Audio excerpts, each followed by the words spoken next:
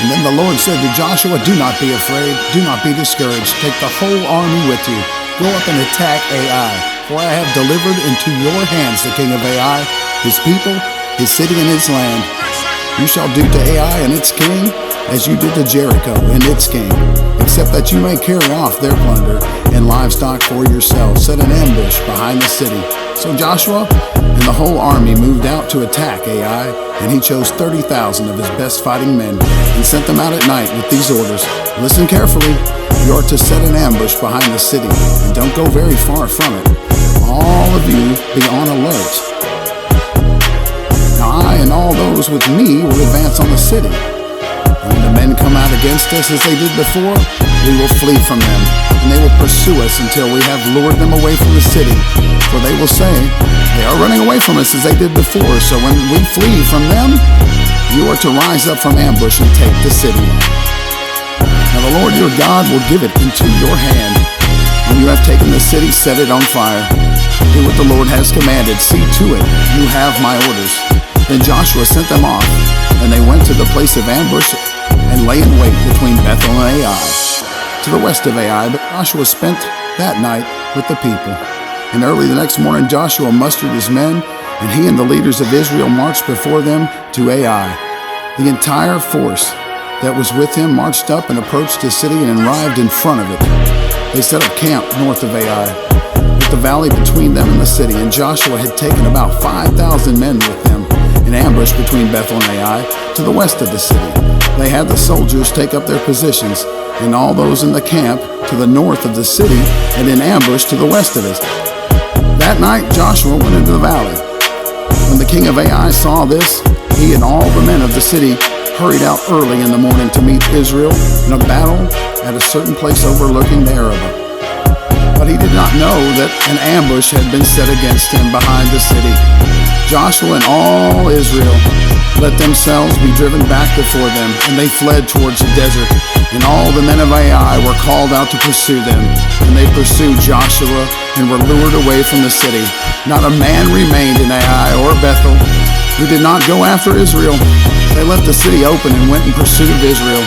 Then the Lord said to Joshua, "Hold out towards Ai the javelin that is in your hand, for in your hand I will deliver the city." So Joshua held out his javelin towards Ai. And as soon as he did this, the men in ambush rose quickly from their position and rushed forward. They entered the city, captured it quickly, and set it on fire. The men of Ai looked back and saw the smoke of the city rising against the sky, but they had no chance to escape in any direction. For the Israelites, who had been fleeing towards the desert, had been turned back against their pursuers. For when Joshua and all Israel saw that the ambush had taken the city and that the smoke was going up from the city, they turned around and attacked the men of Ai. The men of the ambush also came out of the city against them, so that they were caught in the middle with the Israelites on both sides. Israel cut them down, leaving them neither survivors nor fugitives. But they took the king of Ai alive and brought him to Joshua. And when Israel had finished killing all the men in Ai,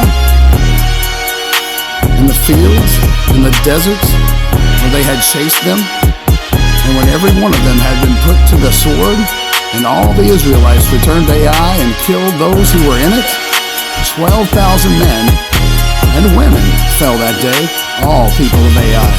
For Joshua did not draw back the hand that held out his javelin until he had destroyed all that who had lived in Ai. But Israel did carry off for themselves the livestock to plunder of its city, as the Lord had instructed Joshua. So Joshua burned Ai, and made it a permanent heap of ruins, a desolate place to this day. He hung the king of Ai on a tree and left him there until evening. At sunset, Joshua ordered them to take the body from the tree and throw it down at the entrance of the city gate. And they raised up a large pile of rocks over it, which remains to this day. Then Joshua built on Mount Ebal the altar of the Lord, of the God of Israel. As Moses, the servant of the Lord, had commanded the Israelites, he built it according to what is written in the book of the law of Moses, in the altar of uncut stones, on which no iron tool had been used. On it they offered up the Lord burnt offerings and sacrificed fellowship offerings. There, in the presence of Israelites, Joshua copied on stones the law of Moses, which he had written.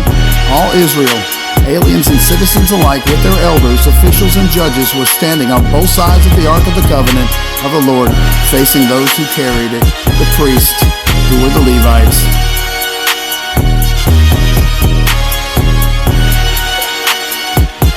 Don't be afraid. Do not be discouraged. Attack AI.